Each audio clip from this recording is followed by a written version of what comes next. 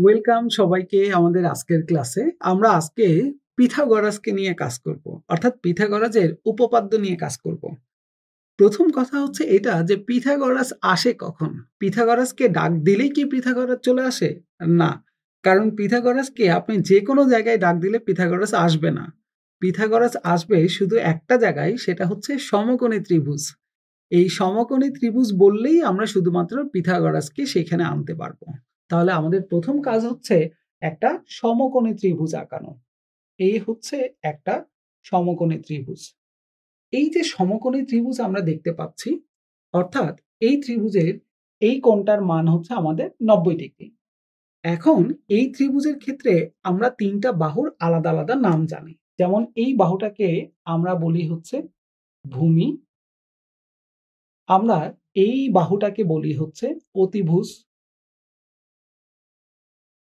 অতিভুজ এবং এই বাহুটাকে আমরা বলি হচ্ছে লম্ব বা উচ্চতা। এটাকে লম্ব বলা হয় বা এটাকে আমরা উচ্চতাও বলে থাকি। এবং এই যে আমরা তিনটা বাহুর মান পাইলাম, সেখান থেকে আমরা পিথাগোরাসের উপপাদ্যটা এভাবে বলতে পারি যে সমকোণ সংলগ্ন যে দুইটা বাহু আছে, এই দুইটা বাহুর উপরে অঙ্কিত বর্গক্ষেত্র, এটা একটা বর্গক্ষেত্র। এই বাহুর উপরেও আমরা একটা বর্গক্ষেত্র আঁকাইলাম। ইভেন এই যে আমরা অতিভুজ দেখতে পাচ্ছি, তার উপরেও আমরা কি করলাম? একটা বর্গক্ষেত্র আঁকাইলাম। তাহলে কথাটা হচ্ছে এমন যে আমাদের সমকোণ সংলগ্ন দুইটা বাহুর উপরে অঙ্কিত বর্গের ক্ষেত্রফলের যোগফল, অর্থাৎ এই দুইটা বর্গের ক্ষেত্রফলের যোগফলটা হচ্ছে অপর বাহুর উপরে অঙ্কিত বর্গক্ষেত্রের ক্ষেত্রফলের সমান। এখন কোশ্চেন, এই যে কথাগুলো অনেক বড় বড় করে আমরা কথাবার্তা বললাম, এটা ছোট কথাটা আসলে কোনটা? এটা ছোট কথাটা হচ্ছে এটা যে অতিভুজ আমাদের ছিল আর কে ভূমি, এবং আমাদের আরেকটা অংশ ছিল লম্ব বা উচ্চতা। তাহলে মূল কথাটা হচ্ছে কোনটা সেটা আগে একটু খেয়াল করে দেখেন। অতিভুজের উপরে বর্গ এটা সমান ভূমির উপরে বর্গ যোগ উচ্চতার উপরে বর্গ। এটাই হচ্ছে মূলত আমাদের পিথাগোরাসের কথা বা পিথাগোরাসের উপপাদ্য নামে পরিচিত। সহজ কথা হচ্ছে এটা যে আমরা এইভাবে এই কথাটাকে ছোট করে ফেললাম। কথাটা যেটা ছিল সেটা হচ্ছে এই বাহুর উপরে আমরা অঙ্কিত বর্গক্ষেত্রের ক্ষেত্রফল, এই বাহুর উপরে অঙ্কিত বর্গক্ষেত্রের ক্ষেত্রফলের যোগফল অপর বাহুর উপরে অঙ্কিত বর্গক্ষেত্রের ক্ষেত্রফলের সমান আসবে। সহজ কথা হচ্ছে এটা যে অতিভুজের বর্গটা হচ্ছে ভূমির বর্গ এবং লম্বের বর্গের যোগফল মিলে যাবে। সহজ কথা এটা। যেমন যদি আমরা এইরকম একটা ত্রিভুজ কল্পনা করি যার এই অংশটুকু হচ্ছে আমাদের 90 ডিগ্রি, এখানে আমরা মানগুলো যদি এইরকম চিন্তা করি যে এটার মান 3, এটার মান 5 এবং এই বাহুটার মান 4। এখন এটা যদি পিথাগোরাসের কথা দিয়ে প্রমাণ দেখতে চাই যে কথাগুলো ঠিক আছে কিনা, তাহলে দেখেন 3 বর্গ 4 বর্গ ইকুয়াল টু 5 বর্গ হয় কিনা। অতিভুজের বর্গটার যোগফল, অতিভুজ হচ্ছে কোনটা? 5 বর্গ, সেটা কি হবে? ভূমি এবং উচ্চতার বর্গের যোগফল মিলে যাবে। তাহলে ভূমি আমাদের 4, আমাদের উচ্চতা হচ্ছে এখানে 3, তাহলে 4 আর 3 যোগফল দেখি তো মিলে যায় কিনা, বর্গের যোগফলটা মিলে যায় কিনা। 3 বর্গ করলে আসতেছে কত? আমাদের 3 বর্গ করলে আসতেছে কত?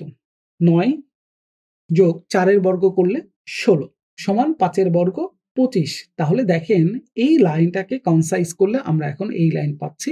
সেখান থেকে কনসাইজ যদি করি তাহলে 9 আর 16 মিলে আসতেছে 25 ইকুয়াল টু 25 ম্যাচ করছে। তার মানে পিথাগোরাসের কথাটা এখানে ঠিক আছে। তাহলে এই যে পিথাগোরাসের কথাটা সে বলল যে অতিভুজের বর্গ সমান ভূমির বর্গ যোগ উচ্চতার বর্গের যোগফল মিলে যাবে, এই কথাটা তাহলে কাজে লাগানো যাচ্ছে কোথায়? শুধুমাত্র সমকোণী ত্রিভুজের ক্ষেত্রে। এটা মাথায় রাখতে হবে। সমকোণী ত্রিভুজের ক্ষেত্রেই শুধুমাত্র এই কথাটা ইউজ করা যায়। সমকোণী ত্রিভুজ, তার মানে পিথাগোরাস সমকোণী ত্রিভুজ ছাড়া অন্য কোথাও কিন্তু কখনোই আসবে না। এটা একটু মাথায় রাখবো।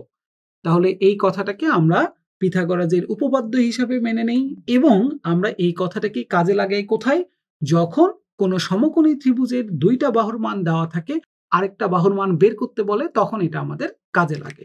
যেমন যদি এমন হয়ে যায় যে এটা একটা সমকোণী ত্রিভুজ, এই বাহুটার মান বলে দেওয়া হইল 3, এই বাহুটার মান বলা হইল 5। কোশ্চেন হচ্ছে তাহলে ভূমির মানটা কত আসবে?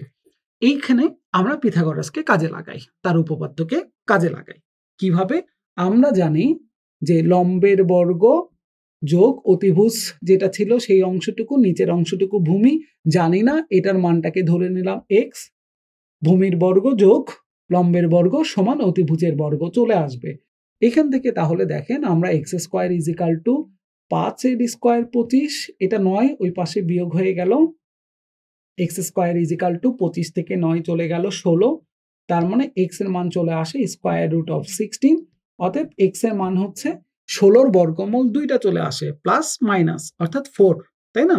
তাহলে এই জায়গাটায় আমরা মাইনাস মানটা নিতে পারবো না, কারণ দূরত্ব তো কখনো আমাদের মাইনাস হয় না, দ্যাটস ওয়াই পজিটিভ মান নিতে হয়। আমরা নিলাম তাহলে 4, অর্থাৎ এক্স এর মান 4 মানে ভূমির মান 4। এই যে তাহলে দেখেন দুইটা বাহুর মান দেওয়া ছিল সমকোণী ত্রিভুজে, সেখান থেকে তৃতীয় বাহুর মান বের করার সময় আমরা পিথাগোরাসের মূল কথাটাকে বা পিথাগোরাসের উপপাদ্যটাকে আমরা এখানে কাজে লাগাইছি। তাহলে আমরা আশা করি এই ক্লাস থেকে আমরা পিথাগোরাসের উপপাদ্যর অংশটুকু জেনে গেলাম এবং এই উপপাদ্যটুকুকে কোথায় অ্যাপ্লাই করতে হয় সেই জায়গাটাও জেনে গেলাম। আমরা এবার তাহলে আশা করতেই পারি যে পিথাগোরাস রিলেটেড যদি কখনো কোনো কোশ্চিন আমাদের হাতের কাছে চলে আসে, আমরা খুব সহজেই তার উপপাদ্যকে কাজে লাগায় সেই কোশ্চিনের অ্যান্সারটা বের করতে পারবো। তাহলে আজকের মতন আমরা ক্লাসটা এখানেই শেষ করছি। আল্লাহ হাফেজ, সবাই ভালো থাকবেন, সুস্থ থাকবেন।